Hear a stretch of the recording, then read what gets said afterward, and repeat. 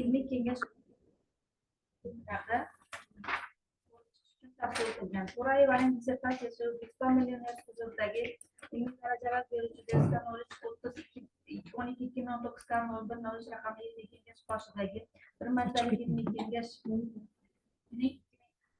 seminari 2024-26 oktyabr 1 sonli bayonnomasida ko'rib chiqilgan. Majlis bayonnoma raisi ilmiy seminar raisi dotsent professor Abdug'afurov tomonidan imzolangan ilmiy ishlar va innovatsiyalar bo'yicha prorektor Ergash tomonidan tasdiqlangan. Taqdirchilar dotsent Hamidova va professor Xudayqulov. Seminar To'rayevaning dissertatsiya ishini ilmiy kengashga himoya qilish uchun tavsiya etgan. Dissertatsiyaning muhokama davrida ko'rsatilgan kamchiliklar inobatga olingan va tuzatilgan.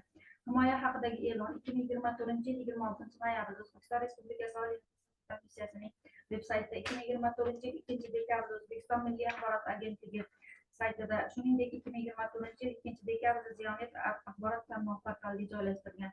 Yetakchi tashkilot sifatida dissertatsiya ishi avtoritarati Nizomiy nomidagi Toshkent davlat pedagogika universitetining kengaytirilgan yig'ilishida muhokama qilingan. 2024-yil 4-dekabr 6-sonli bayonnoma. Ilmiy seminar raisi professor Turg'unov va taqdirchi Alimova va Kuchkarov taqdirchilar bo'lgan. Professor Alimova va Kuchkarov tomonidan berilgan taqdirda dissertatsiya ishi ijobiy baholanib, unda ishning dolzarbligi, ilmiy yangilikda olingan natijalarning ilmiy asoslanganligi va amaliy ahamiyati ko'rsatilgan. Ishlar bo'yicha savollar bormi? Tushunarli bo'lsa, dissertatsiya ishi bo'yicha ma'ruza qilish uchun so'zni talabgorga beramiz. Reglament 23-gacha. Marhamat, sizga.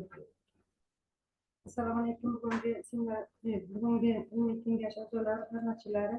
Bugungi tadqiqot ishining mavzusi oliy ta'lim muassasalarida organik kimyoning klaster usulida o'qitish metodikasini takomillashtirish. Ilmiy rahbari kimyo fanlari doktor professor Abdushukurov Anvar Kadirovich.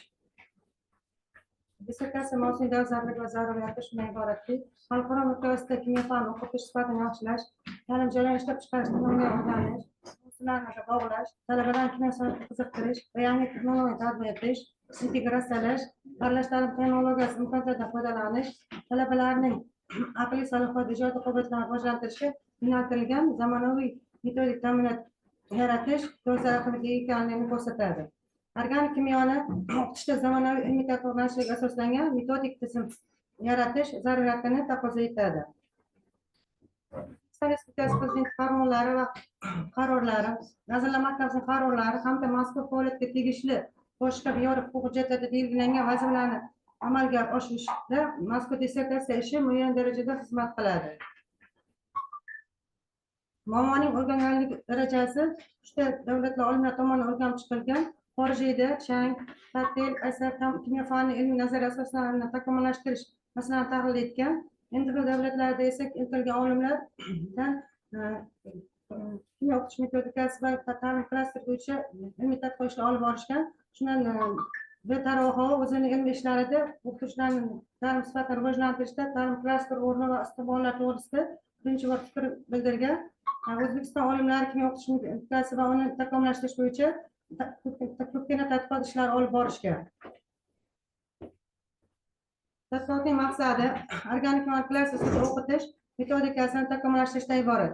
Obyektda Chirchiq davlat pedagogika universiteti, Guliston davlat universiteti, Qarshi davlat universiteti ta'lim muassasalarida bakalavriat yo'nalishlari uchun organik kimyoni o'qitish jarayoni hisoblanadi. Predmetda organik kimyo fani klaster metodikasi asosida o'qitish mazmuni, tamoyillari va shakllari vositalaridan iborat. Tadqiqotning vazifasi uchta vazifa belgilab olingan. Birinchi vazifamiz oliy ta'lim muassasalarida organik kimyo o'qitishning nazariy, ilmiy, amaliy asoslarini o'qitishda interfaol ta'lim tashkil etish holati va pedagogik imkoniyatlarni aniqlash, o'rganish, tahlil qilish. Ikkinchi vazifamiz organik kimyoda nazariy bilimlarni berishda, amaliy ish va laboratoriya mashg'ulotlarini bajarishda, mustaqil ta'lim o'zlashtirishda klaster usulidan foydalanish orqali talabalarda ilmiylik, o'ziylik, interfaollik tamoyillarining didaktik imkoniyatlarini takomillashtirish modelini ishlab chiqish. Uchinchi vazifamiz organik kimyo o'rganishda talabalarda motivatsion, shaxsiy refleksiya, yondashuv, ilmiy tadqiqot, izlanuvchanlik qobiliyatlarini va to'g'ri xulosa chiqarish ko'nikmasini rivojlantirishni klaster usulida takomillashtirish. 4-chi vazifamiz organik kimyo klasterida o'qitishda ta'limdagi samaradorlikni pedagogik tajriba sinov asosida aniqlash, olingan natijalarni tahlil qilish, dissertatsiya mavzusi asosida metodik tavsiyalar takliflar ishlab chiqish. Tadqiqotning ilmiy yangiligi quyidagicha: organik birikma o'qitishda talabalarning ijodiy faollik qobiliyatlari, aromatik birikmalarning tuzilishini o'rganishda sifat usuli, nukleik kislotalarning nazariy asoslarini tushuntirishda insert usuli, ikki qator hududlar reaksiya qobiliyatlarini o'rganishda va o'zlashtirgan bilimlarni baholashda atsment usuli, tespitni olinishi, kimyo xossalari ishlatilishini klasterda o'rganish asosida takomillashtirilgan va klaster usuli afzalligi ko'rsatilgan. Ikkinchi, tuyulmagan uglevodlar, spirtlar, karbon kislotalarining nazariy amaliy tajriba mashg'ulotlari, mustaqil ta'lim mavzularini klaster usulida o'qitishda izchillik, uzvilik, interfaollik tamoyillari, ta'lim shakllari, metodlari, vositalari tanlangan. Talabalarda tabiiy ilmiy savodxonlik darajasiga qo'yilgan talablar anglash, tatbiq qilish, tushunish asosida model ishlab chiqilgan. Asliy qator hududlarni organik birikmalarni mustaqil ta'lim mavzularini o'rganishda talabalarda motivatsion, shaxsiy refleksiya yondashuv, ilmiy tadqiqot, izlanuvchanlik qobiliyatlarini, xulosa chiqarish ko'nikmasini rivojlantirishni klaster usulida takomillashtirilgan. Klaster usulida foydalanib ta'lim samaradorligini ta'minlovchi didaktik materiallar, test savollari, topshiriq mavzuati ishlab chiqilgan, pedagogik tajriba sinov asosida aniqlangan, olingan natijalar tahlil qilingan. Tadqiqot natijalarining ilmiy va amaliy ahamiyati shunday iboratki, oliy ta'lim muassasalarida ta'lim olayotgan talabalarda bir otamuz spirtlar, karbon kislota laboratoriya amaliy mashg'ulotlarni bajarishdan tashqari talabalarda mustaqil ishlash uchun glikoglisedin sifat reaksiyalari, yog' kislotalarni olinish amaliy jihatlarini illyustratsiya namoyish videosi orqali idrok etgan didaktik materiallar to'plami tuzilgan va ularning bilim darajalari tekshirib borilgan. Dissertatsiya tadqiqot ya'ni 3 bobdan iborat. Birinchi bobi oliy ta'lim muassasalarida organik kimyoni o'qitishda foydalangan metodlar, nazariy metodologik asoslari. Bu 3 bo'limdan iborat. Ular quyidagicha: hozirgi vaqtda ta'lim jarayonida zamonaviy metodlarni qo'llash o'qitish jarayonida yuqori samaradorlikka erishishga olib keladi. Har bir usulni tanlash darsning didaktik vositasidan kelib chiqqan holda tanlash maqsadga muvofiqdir. An'anaviy dars shaklini saqlab qolgan holda, ya'ni ta'lim oluvchilarining faoliyatini faollashtiruvchi turli tuman usullar bilan boyitish bu ta'lim oluvchilarning o'zlashish darajasini o'sishga olib keladi. Interfaol ta'lim shakllari, grafik organizatorlarga kiruvchi sifat usuli yordamida video halqasi turli funksiya guruhlarini va tuzilishini o'rganishda qo'lladik. Insert usulida esa nukleik kislota nazariy asoslarini tushuntirishda qo'llandi. Atsment usulida esa etilgan qator uglevodlar, ularning gamoloklarini, reaksiyaga kirish qobiliyatlarini, o'zlashtirgan bilimlarini baholashda qo'llanildi. Atsment usuli. Klaster usulida esa etil spirtni olinishi, kimyo xossalari ishlatilishini, tuzilmasini talabalar tomonidan tuzilmasini shakllantirdi. Ya'ni bunda talabalar o'zlashtirgan bilimlarini bir tizimda shakllantirish va xotirada uzoq saqlash imkonini beradi klaster usuli. Va bundan tashqari klaster usuli, ya'ni talabalarning ijodiy qobiliyati, mustaqil ishlashi faolligini oshiradi. Va ularning bilimlarini boshqaruvchanlik va yo'naltiruvchanlik vazifasini ham bajaradi klaster usuli. Organik kimyo klasterida o'qitish orqali talabaning bilish faoliyatini takomillashtirish, organik kimyoni o'qitish usullaridan foydalandi. Organik kimyo o'qitish usullari quyidagicha: talabalarning fikrlash faoliyat xarakteri bo'yicha, bilimlar manbalari turi bo'yicha, o'qituvchi va talabalar bilan birgalikda faol shakli bo'yicha, talaba ta'limini amalga oshirish bo'yicha usullari olib borildi. Bundan illyustrativ tushuntirish usullari yordamida tajriba mashg'ulotlarni bajarishda qo'llandi.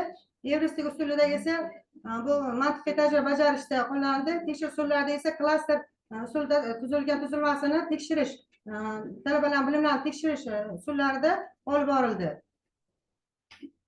Bu yerda ko'rsatilganki, tajriba mashg'ulotlarni klaster usulida o'qitishda jarayonda evristik metod yordamida tushuntirish ishlari olib borildi. Ya'ni talabalarda mantiqiy tajriba mashg'uloti berildi. Bular ya'ni mantiqiy yodga kraxmal emas qo'shilganda rang o'zgarmasligini ular ya'ni fikrdan o'ylab turib, ya'ni bunda yodga xlorli suv aralashmasi qo'shilganda yod ajralib chiqishi va yodga kraxmal ta'sir etilgan sifat reaksiya berishini ular mantiqdan o'ylab turib bajarishdi. Talabalarda bunda kuzatuvchanlik, to'g'ri xulosa chiqarish ko'nikmalari yanada takomillashtirildi. organik birikmalar kimyo unitajlarni klassida o'qitishda illyustrativ tekshirish usullaridan foydalandik. Bunda ko'proq sifat reaksiyalari, ya'ni astilinga xos sifat reaksiyalari yoki gliseringa xos sifat reaksiyalarini ko'rganda, bunda hosil bo'lgan mahsulotlarni ya'ni tasvir holatida keltirib chizma holatda keltirishi illyustrativ tekshirish usullarida yaxshiroq amalga oshirildi.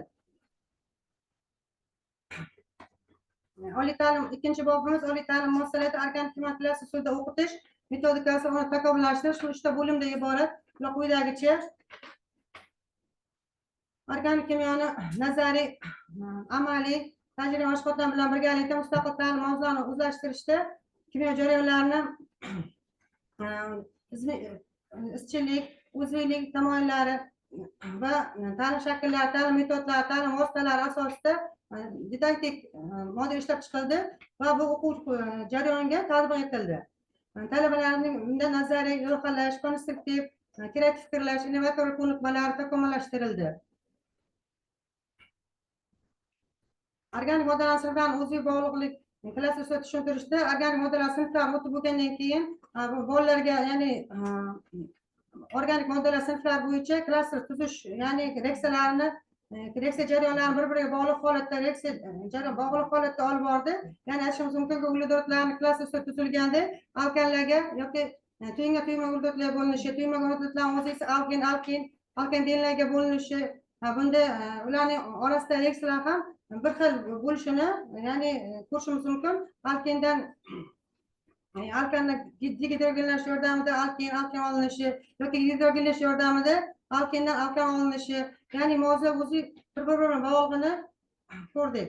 Ya'ni kislar saqlovchi organik birikmalarda ham aytishimiz mumkinki, spirtlardan aldigiddan olinishi, aldigiddan karbon kislotasi oksidlanish yordamida, qaytarish yordamida esa karbon kislotadan aldigiddan olinishi yoki aldigiddan spirtlar olinishi. Bundan ko'rinib turibdiki, ya'ni klass usulida tuzilganda reaksiya jarayonlarini ham ular bir-biriga mos kelishini aniqladik. Bunda organik kimyo fanini bilamizki, ma'ruza tajriba amaliy mashg'ulotlari olib boriladi. Endi bunda klass usulida o'qitish uslubi ishlab chiqildi. Bunda asosan ya'ni ma'ruza mashg'ulotlar bilan birgalikda mustaqil ta'lim mavzulari ham tajriba amaliy mashg'ulotlar bajarganimizda ham mustaqil ta'lim mavzulari birgalikda berib borilishi ko'zda tutildi. Bu o'qitish uslubi, ya'ni o'quv jarayoniga ham tatbiq etildi.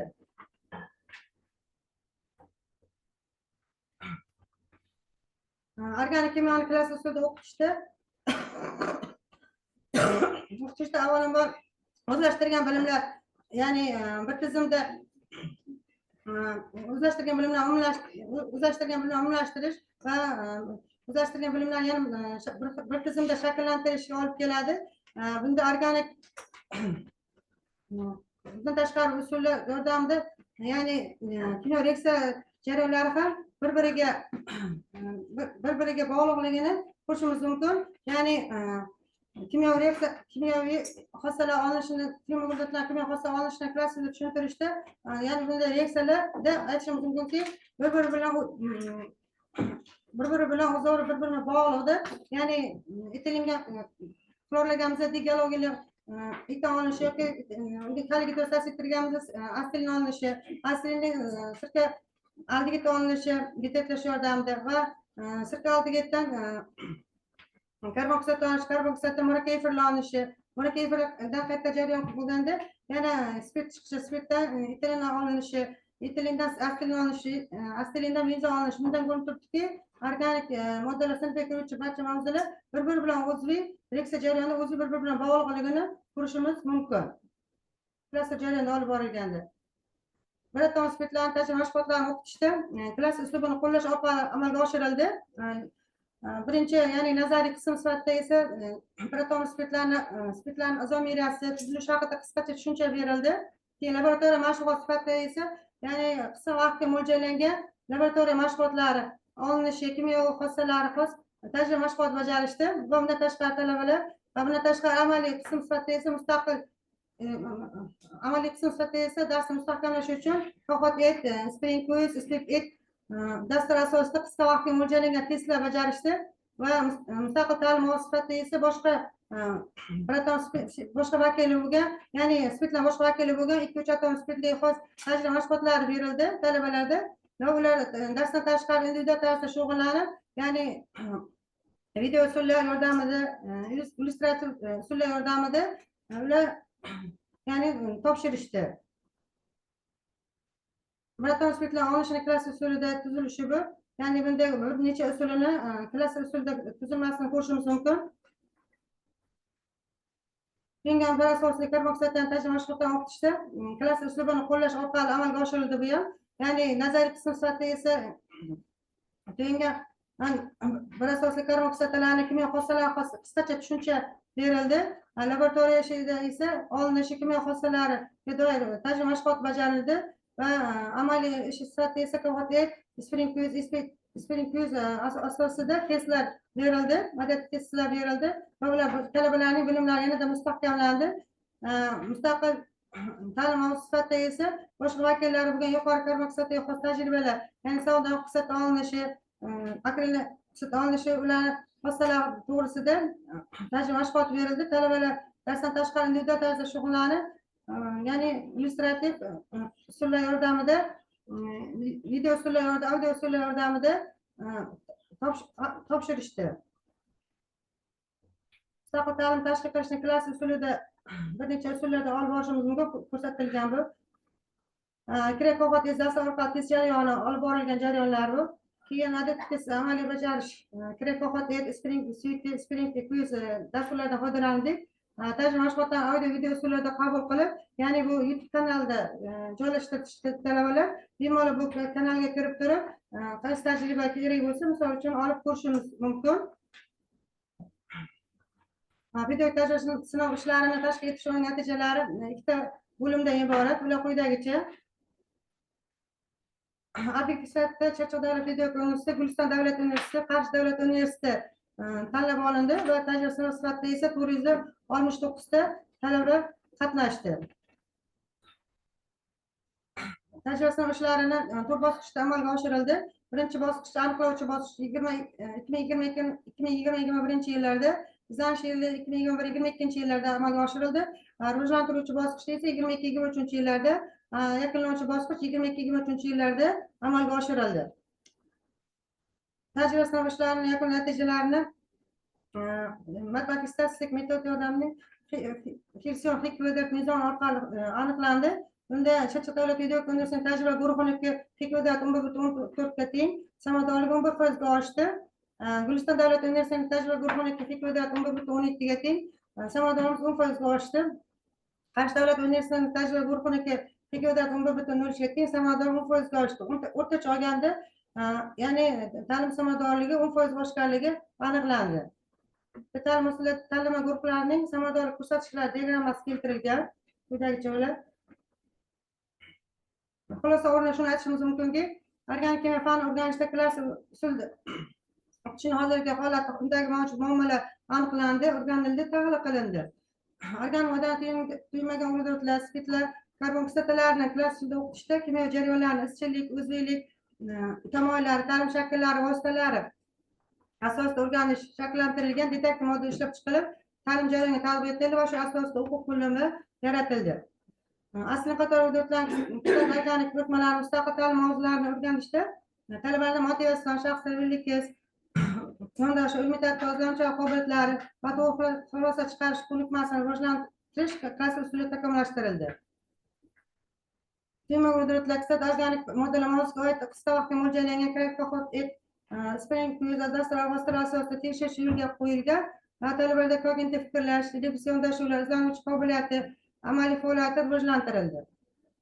Organik kimyo klassida o'qitishni takomillashtirgan didaktik ta'minot yaratilib, pedagogik tajriba sinovdan o'tkazildi. Matematik statistik tahlil yordamida o'rganildi. Ta'lim samaradorligi 10% ga oshganligi aniqlandi. Taklif va tavsiyalar shundan iboratki, organik kimyo tajribani bajarishda evristik, ilmiy tadqiqot, qisman izlanuvchanlik metodlar yordamida talabalarning ijodiy tahliliy qobiliyatlarini rivojlantirishda organik kimyoda laboratoriya mashg'ulotlar nomli o'quv qurilmasidan foydalanish tavsiya etiladi. An'anaviy ta'limda organik kimyoda oid tajribani bajarishda o'qituvchining kasbiy kompetentligi va kerakli asosda treninglar, o'quv loyihalari orqali takomillashtirish taklif etiladi. Ilovalar quyidagicha, ya'ni ikkita o'quv qo'llanma chiqarilgan, grif bu. Ikkita o'quv qo'llanma. Davlatnomalar mana shu ma'lumotnoma olingan vazirlik tomonidan. E'tiboringiz uchun rahmat. Mavzu tugatildi. Mavzu bo'yicha talabgorga kimda qanday savollar bor? Oldinmaychi. Yetkazib ayollar safiga yana bir olimlarni qo'shilganligi bilan Xudo nasib bo'lsa ekan. Sizga beradigan savolim shundan iborat. Siz klaster firmasi bo'yicha o'qitish metodikasi bo'yicha mavzuingiz yaratilgan. O'rganilganlik jarayonida xorij olimlari, qolaversa hamdo'stlik davlat mamlakatlaridagi olimlar, O'zbekiston Respublikasidagi bu sohasida ish qilgan olimlar shular tanishdi degan ma'lumot beryapsiz. Tanishgan bo'lsangiz, sizni ilmiy yangiligingiz ularniki bilan nimasi bilan farq qiladi? Bu birinchi savol. Ikkinchi savol. Aziz shularni demak, chiqdi Hindistonda va Qarshida universitetlarda o'tkazildi. Qayerda samaradorlik yuqori bo'ladi? Bu samaradorlikda qaysi usulda siz aniqlaysiz? Uchinchi yana bir savol tariqasi emas, e'tiroz tariqasi etmoqchiman. Mana avtoritetni ko'rdik. Mana ozgina tavsiya beryapsiz. Slayd. Nega avtoritetni tavsiya etdi? Nima aybi bor bechora tavsiya? Nizomda hamma joyda xulosadan keyin hech bo'lmasa 3-4 ta tavsiyalar beriladi. Buni slaydda beryapsiz. Men dissertatsiyani ko'rmadim. Keyin men sizni chaqirishim edimmi? Seminaringizda hurmatli Habibaxon, haqida men o'sha seminarda aytgandim. Modelingiz talabga javob bermaydi. Qanday bo'lsa shundayligicha turibdi. Modelingizni bloklarga ajratmabsiz. Bloklarga ajratib buni batafsil yana qayta bir ko'rishni men sizga tavsiya qilgan bo'lardim. Savollarga javob berib, qolganini qabul qilasizmi? Birinchi savolga, ya'ni olimlar, xorijiy olimlar tomonidan o'rganilgan, ya'ni klaster bo'yicha olib borilgan, klaster bo'yicha olib borilgan organik kimyoni, ya'ni klaster bo'yicha qisman olib borilgan. Unaqa mani o'zi dastlab ishim anaqasi mavzusi, ya'ni dars jarayonida klaster ustida olib borish, keyin undan tashqari dars jarayonida ham klaster ustida olib borishdi. Ya'ni klaster ustida o'qitish, ya'ni qisman nazariy, taj mashg'ulot olib borganda qisman nazariy, keyin taj mashg'ulotda keyin amaliy qism sifatida beriladi. Keyin mustaqil ta'lim mavzusi. Hozir bilamizki, ya'ni oliy ta'lim muassasalari ko'pi kredit mavzu tizimda. O'sha uchun ya'ni mustaqil ta'lim mavzusi birgalikda borsa, ya'ni birgalikda olib borish maqsadga ko'zlangan klaster tuzilishi. Keyingi ikkinchi savol. Ikkinchi savolimiz tajriba sinovlari. Tajriba sinovlari Qayerda samaradorlik yuqori bo'ldi va uni qaysi metodda aniqlaymiz? tajriba sinovlari 3 ta oliy ta'limda olib borildi. Guliston davlat universiteti, Qarshi davlat universiteti,